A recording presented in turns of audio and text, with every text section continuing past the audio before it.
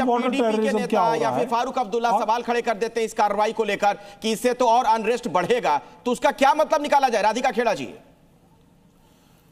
सभी को नमस्कार। और अखिलेश जी, बहुत अच्छा लग रहा है इतने लंबे समय के साथ नए चैनल पे आपके साथ आज जुड़कर। लेकिन मैं यहाँ पे एक सिंपल सी बात कहना चाहूंगी कि अगर आपने बड़े निर्णय लेने हैं और बड़े बदलाव लाने हैं तो आपको कड़े कदम लेने पड़ेंगे। अब आपको तय करना है कि आप देश के साथ खड़े हैं कि आतंकवाद के साथ खड़े हैं। और भारतीय जनता पार्टी की नीति हमेशा से साफ रही है।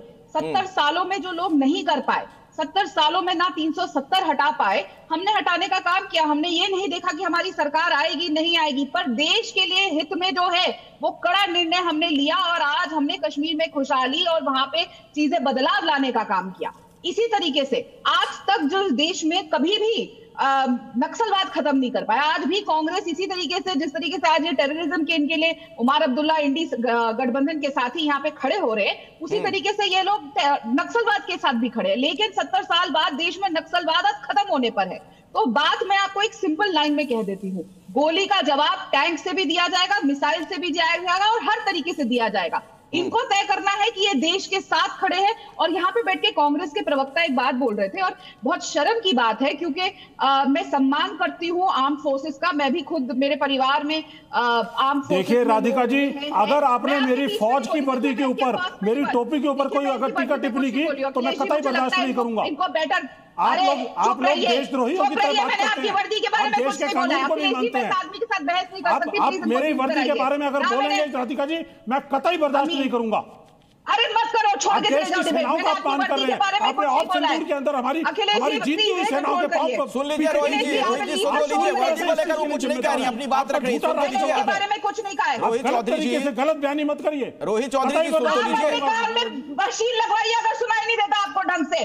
यहाँ पे मुझे मिसकोट मत करिए। देखिए ऐसा है राधिका जी, आप बात करने से पहले सोच लीजिए क्या बात कर रहे हैं। आप देश की सेनाओं के और पूर्व सैनिकों का अपमान करने का काम कर रहे हैं, जिन्होंने अपने 30-35 साल इस देश को दिए हैं, देश की सेनाओं को दिए हैं, देश की सरहदों को। रोहित चौधरी जी सर सुन तो लीजिए सर, आप कांग्रेस के प्रवक्ता के तौर पर आप जैसे लोगों की बात कह रही है, जरा एक बार सुन लीजिए, सुन तो लीजिए और वोट दीजिए। आप बात करते हैं आप।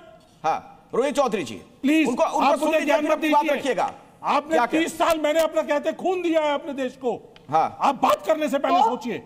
ठीक है, उनको बोलने तो दीजिए, वो क्या कहना चाह रही है कांग्रेस को लेकर, वो कह रही है। राधिका खेड़ा बोलिए, जल्दी अपनी बात पूरी करिए। देखिए यही प्रॉब्लम है कांग्रेस के साथ, वो एक तरफा सुनते हैं ना, उनको देश की जनता की आवाज सुनाई देती है। कोई प्रॉब्लम नहीं है, प्रॉब्लम है आपकी मानसिकता के साथ। प्लीज इनको म्यूट कर दीजिए, आपकी मानसिकता के साथ खराबी है। Akhilesh ji I am sorry, इस तरीके से ऐसे मुद्दे के ऊपर डिबेट नहीं हो सकती। ठीक है, राधिका खेड़ा को बोलने दिया जाए। राधिका 30 सेकंड में अपनी बात खत्म करिए, फिर मैं जाता हूं। धन्यवाद।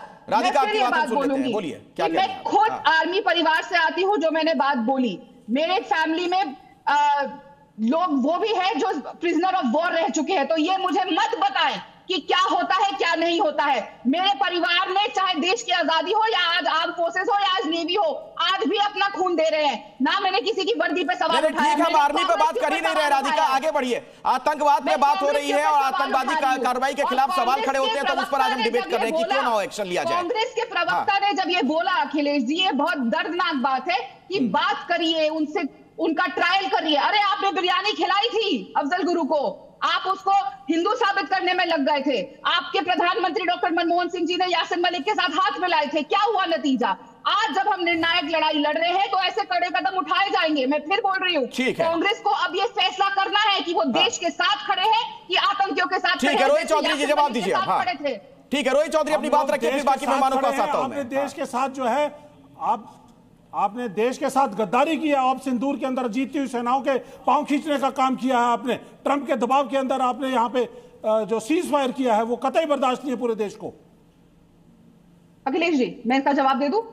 ये बोल चुके हैं शायद, जल्दी से। हाँ बोलिए। अखिलेश जी, मैं इस बात पे बहुत ही ज्यादा विरोध प्रदर्शन करती हूं और मैं ये एक्सेप्ट नहीं करूंगी कि मेरे देश के सेना के लिए एक पूर्व सैनिक, अपने आप को कहने वाला आदमी, ये बात बोले कि हमने देश की सेना के हाथ बांटे। आर्मी चीफ, नेवी चीफ, ये आदमी नहीं है, ये देश का एक सैनिक है, कर्नल है। आप परिवार से आते हैं, बताते हैं कि आप सैनिक परिवार से आते हैं। आप लोग बहस को दूसरी दिशा में ले जा रहे हैं आप दोनों। मुझे लगता है किसी और मेहमान का मुझे रुख करना चाहिए। जय भगवान जी। ठीक है, हम आर्मी पर और देश की सेना पर सवाल नहीं खड़े कर रहे हैं ना, उस पर हम बहस कर रहे हैं। उनको सलाम है, सैल्यूट करता है पूरा देश, हम सब एक साथ उनके पीछे खड़े हैं।